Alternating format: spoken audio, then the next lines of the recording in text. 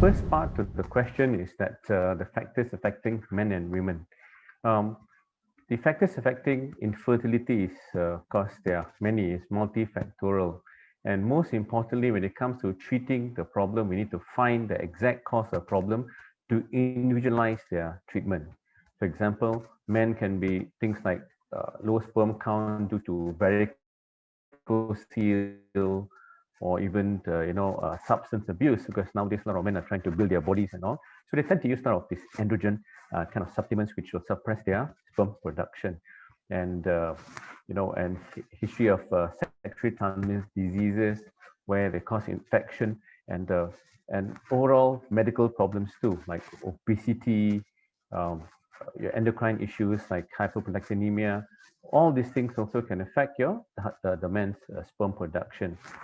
And the other things also, not only about sperm production, but also things that can cause erectile dysfunction. ED is a very, very common cause nowadays. And as for women, it all depends on the site of the problem. For example, the ovary and ovulatory cycles, polycystic ovarian syndrome seems to be a very common disorder nowadays. Even things like endometriosis, especially when you have a stage 4 endometriotic cyst or stage 4 endometriosis, then the probability of conceiving naturally is very, very low. Then you have things like fibroids, endometrial polyps, which make the inner lining of the womb very uneven. Okay, so those things also will cause difficulty in conception, plus also increase the risk of miscarriage. Now, coming to environmental factors are like toxins. Of course, in people working in areas like in industries, industrial chemicals, okay, all these things will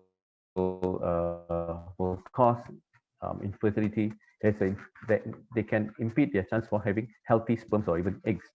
Okay, and among the farmers, for example, the use of a lot of herbicides.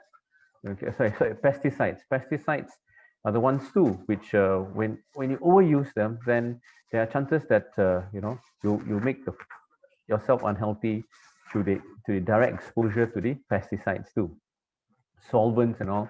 Especially when workers who are working in the paint industry, even the varnish industry, they have lots of chemicals there. So most importantly, we have to try our best to advise the patients to minimize their exposure to those kind of environments as much as we possibly can.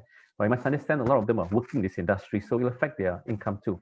But certain amount of advice, for example, healthy lifestyle, multivitamins, antioxidants, those are very, very important for those group of people.